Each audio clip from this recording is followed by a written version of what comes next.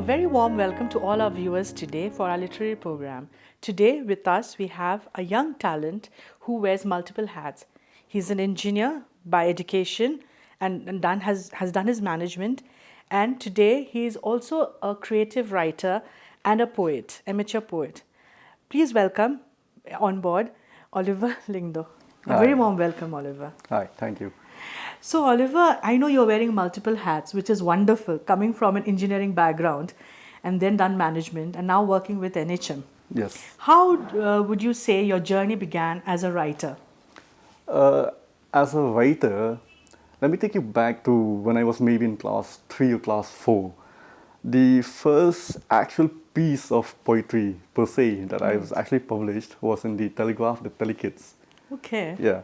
So looking way back then, like I didn't know what poetry was actually. I just wrote something. I vaguely remember writing something about a clock.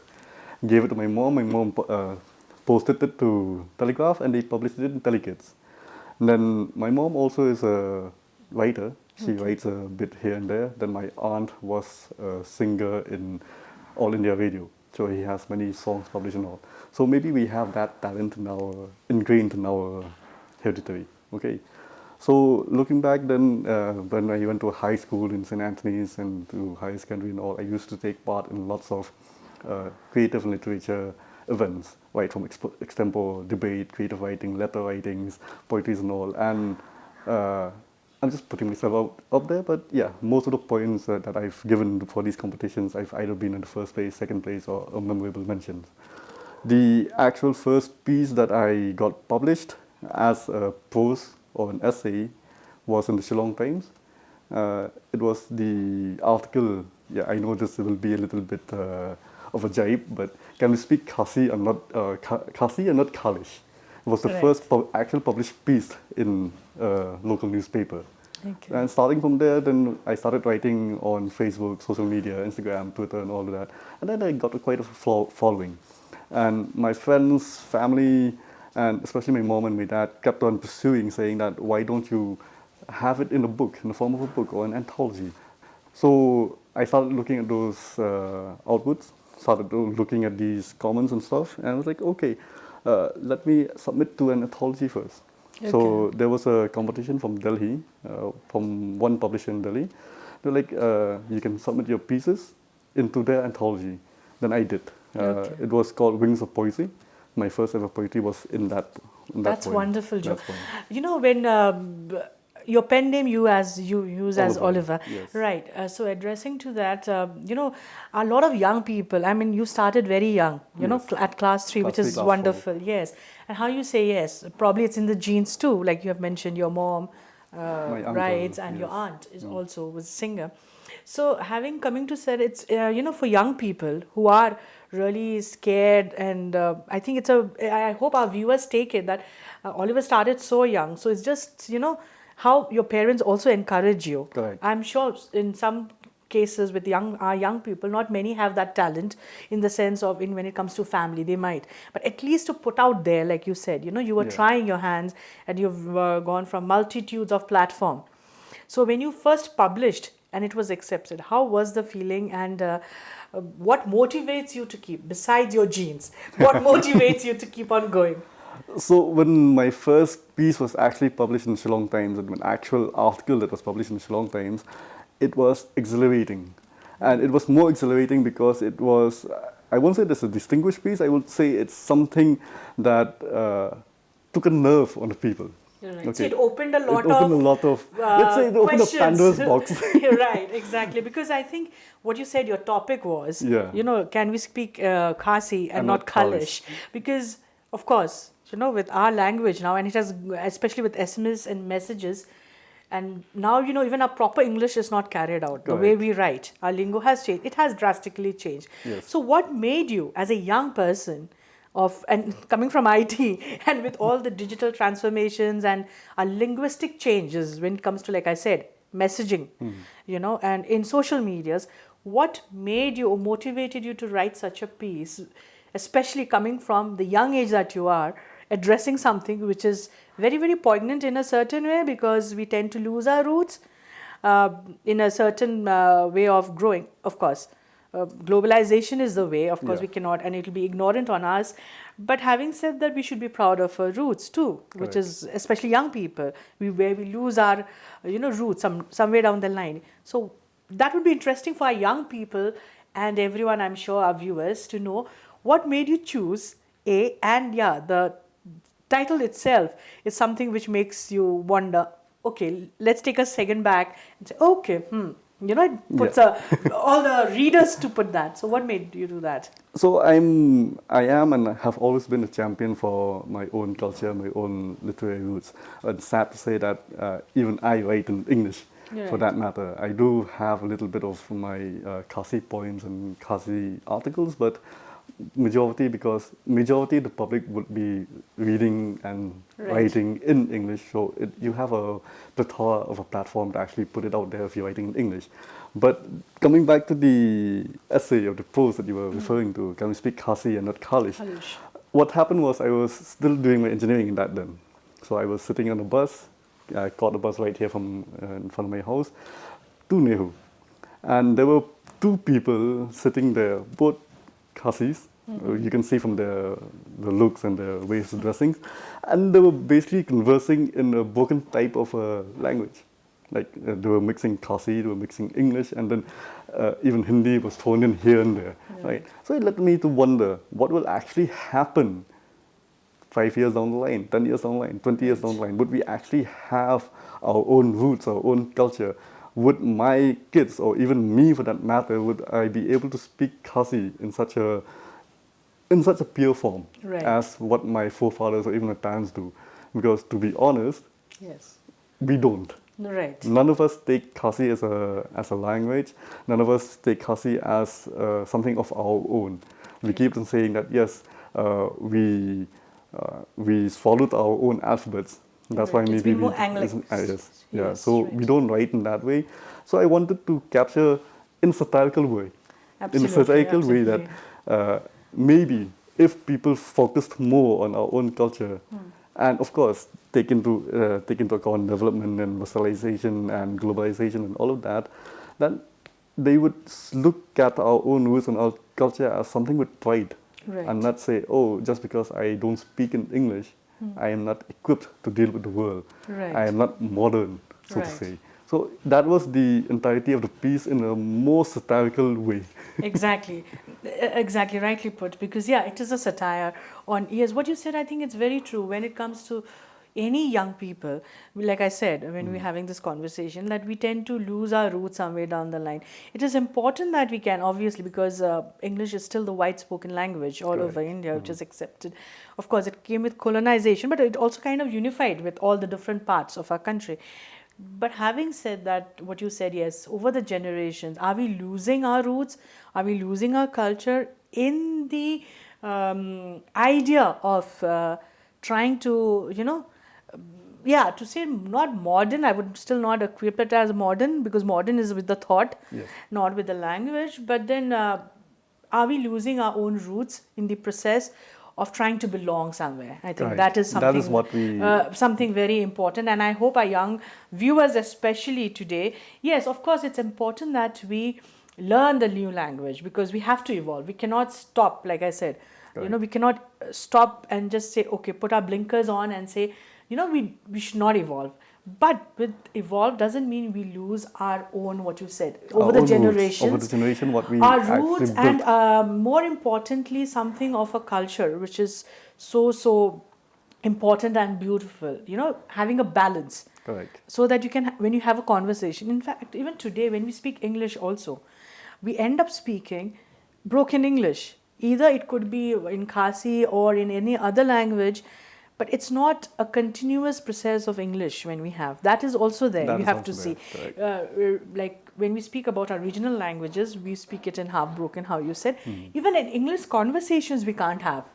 Our has become a jumbled up world where we are trying to, a potpourri of all languages, actually, Yes. multilingualism. But then that's nice. Learning a language is good, but mixing it up, not to have a proper one, unfortunately, it erodes away the very essence of a language. Yes. So, very rightly put. Coming to that, you did your engineering. So, what made you choose engineering? And then again, like I would like to reflect back on literary something. Yeah. So when I was in high school and higher secondary, most of my teachers were 100% sure that I would be going for arts and in English. Absolutely. But I was and still am interested in computers and information technology. So I did my engineering in information technology. Post that, I had a stint with hardware development and even networking. And I realized that, okay, fine, I can build my skills here, but management and consulting would be better for my portfolio. Right. So I went for my management. Then I had a stint in multiple MNCs and multiple projects here and there. But writing, for me, has always been a sort of let out, Right. right? Because the world right now, we struggle with mental health, we struggle with Absolutely. stress, anxiety, depression, and all. Right. Writing for me has always been a sort and a form and a ways and a means to let out my stress. Because what I have in my books here, Right. what I have in my social media, what I have in articles published in various online magazines, journals, and newspapers and stuff, out there, yes, for the world to see. But there are also pieces that I hold close to my heart that I write just for the sake of writing. Right. So it is sort of not just a hobby for me. It is sort of a let out for me to actually acquire that mental peace and stability. Right. At least that is what writing is to me. That's why I kept on pursuing. Of course, my parents, my family, and friends kept on pushing that. Yes, why don't you use your talent per se? But yeah, that is for me writing. I think it's very important what you said, especially in today's world when a young person can, in a positive way. Because, like you said, and we have seen your portfolio, you said you are very interested in political activism and something. And I think it is very important when we use the term politics with young people, it's always taken in a negative connotation. I Yes. think it's very important to have a voice as a young person out there, especially someone who is a writer who's putting, like you said, you express your views and opinions. Most importantly, to have a positive impact on youth out Right. there and also make them deliberately think, put up their thinking. They might not agree with what you say, but at least start having a dialogue and a conversation. So it's interesting and also very refreshing to see young people being actively involved in political activism. So what made you interest, apart from being that you felt strongly about your culture losing its own essence, what makes you or rather interests you in politics? When I say political interest per se Right. for me, it's not like I want to move into that world of politics and stand for being a member of legislature No, or no, something. but I your understand. But my yes, viewpoints, right, because what I've seen, and I think what we've seen actually here in Meghalaya, there are only a few people who would actually speak out against what the people are doing right, about, be it the government, be it an NGO, be it a hospital, be it any type of organization. right, Very few people will actually speak out, right? For fear of being ostracized in society, for fear of right. being pointed out, or for fear of right now in the world of social media being disliked Being and trolled for, being being told for trolled it, being for. turned into a meme, Yes, basically, right? So for me, when I write anything related to politics or related to culture, related to administration in here, it's always a viewpoint, a right, citizen-centric viewpoint. right, Wherein, like, the last piece that I actually published was last year in the Meghalayan Times. It was related to COVID. When the right, first case of COVID happened in Meghalaya, when Dr. Saido's death came, people were more concerned about why did this person bring in COVID into the state, yes, being from the medical background, rather than sympathizing with them, sympathizing right, with the people, and rather than sympathizing with the actual workers in the medical fraternity, that COVID was actually one for all. It's a huge pandemic and all of that, right. right? So my viewpoints echo what many people echo in their kitchens. Like we have the Correct. saying of us Kazis, right? You speak only in the kitchen and then you don't Yes, move out of the kitchen. right. So at least I personally try to move out from the kitchen in forms of these poses and letters. I think it's very important what you said because I think when you express our views, be it through art, and art plays a very, very powerful medium than anything else. You just said you could be trolled as a meme, but that has also become a part of That has become something. culture, basically. Yes, culture and more of, again, the debate comes of freedom of expression. How are we given the right to have an express our views like you do too. Having said that, I think also it is very important what you say is like giving a different scenario, and I see a lot of young people coming up with only complaints instead of coming up with solution oriented, especially like people like you who can actually make a difference to young people to hear. So in today's world, one coming to that, more importantly I wanted to ask you, because when we talk about print media, when you publish something and a young people, you might pick up a book, I Yeah. might pick up a book, Yes. but a lot of young people today don't even want to pick up a book. It's all about digitization. Correct. So do you think sometimes which would be your preferred medium? I want to ask, and if so, then we can proceed about how do you want to handle the situation about digitization and young people and not even lifting a book to read. See, picking up a book is a habit. Right. Okay, we have been inculcated since we were young to actually pick up books and read, be it a novel, be it stories, be it comics, basically. I started reading comics, Archie's comics and DC Yes. comics, all of that, right? Then it came to Famous Five, Secret Seven, then all those novels Right. when you graduate here and there. What has happened, at least in our culture and in our society right now, is our people, our parents, even the small kids or even the teenagers are so caught up in social media, your mobile phones, your smartphones, your tablets, your laptops and all, that they don't know the beauty of a book, Right. right? So yes, if I want to be a commercial writer or a commercial creative writer to be published and be well known Right. in the forum, the best way is always social media and digitization. Right. But that is something that is something which is new. It is a new concept. But for old school people like us, I would still want to have Pick hard up a book, copies. a hard copy. Hard copies. Because see, nowadays you have audiobooks, and then also you have, that's been for quite some time. Kindle, you have a digital books Yes. actually. So given a choice, like I said, I mean, you've already said, I would do that. I would prefer a hard book, but that's again our old school Yes. thinking. So looking into, it's not that they don't read.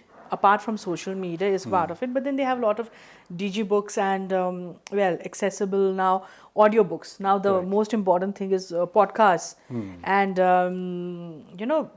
what you call digibooks, like I said. So as an artist, as someone contributing, would you like social media is a part of context, you cannot put Yes. more of a content, but when you're talking about putting out content out there, would you ever think of using these kind of platforms like getting your books like into audiobooks or digitization, or say starting perhaps a podcast because you have an opinion?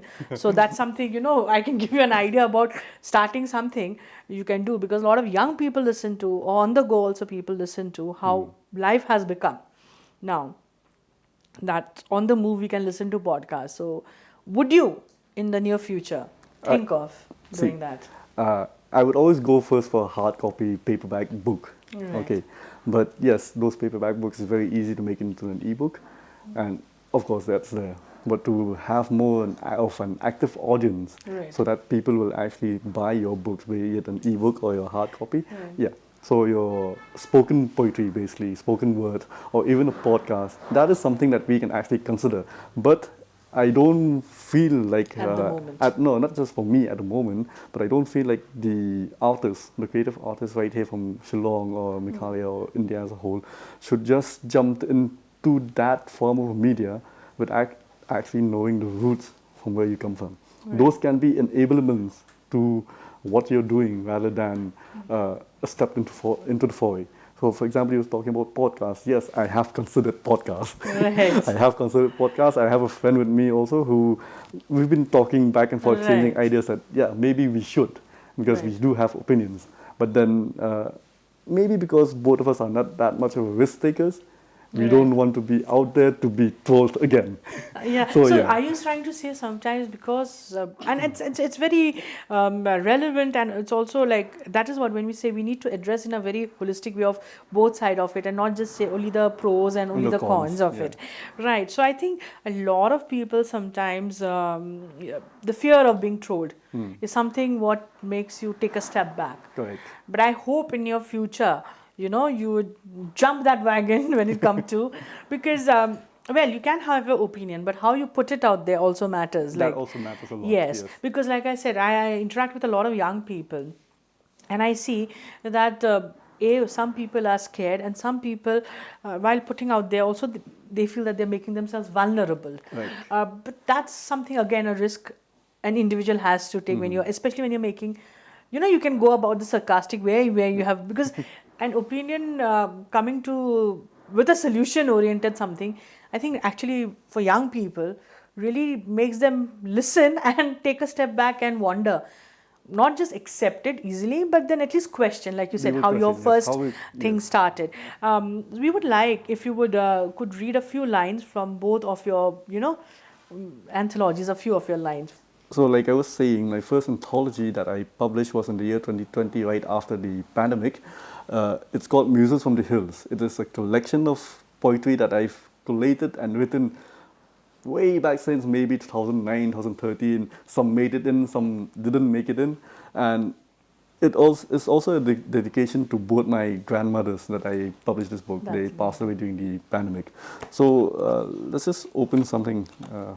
What should I open and read? Yeah.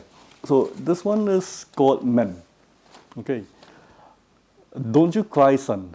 Don't you cry.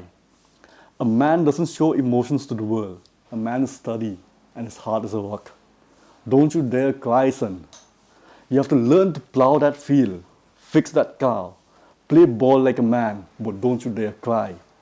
Learn to cuss, a cigar in hand, speak harsh and rough, huff and puff with his chest full of hair, a full-grown beard, and a bottle of rum. Emancipate masculinity, never show weakness, and never should you cry. Be a man as men should be, but never should you cry, even if you slowly die inside, because you are a man, my son. So yeah, that is one of Thank my you so pieces. much. And can you just have more from? And the second anthology is called From the Abyss, That Is My Heart. So what happened with this anthology is a little bit different because during the COVID-19 pandemic, most of us were sitting at home having Right. ranging from societal thoughts to thoughts of happiness and just thoughts of anxiousness Depression, and depression, anxiety, anxiety absolutely. sitting here. So it is a collection that I emancipated from different people, talking to different people, right? So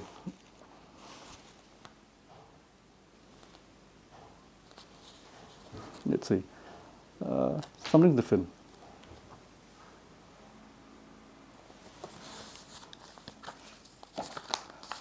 This is just muse. There's no written words. Let's start. Looks like it's raining again, he said. It would be a shame to not enjoy it. But I have no time. I'm busy, she says.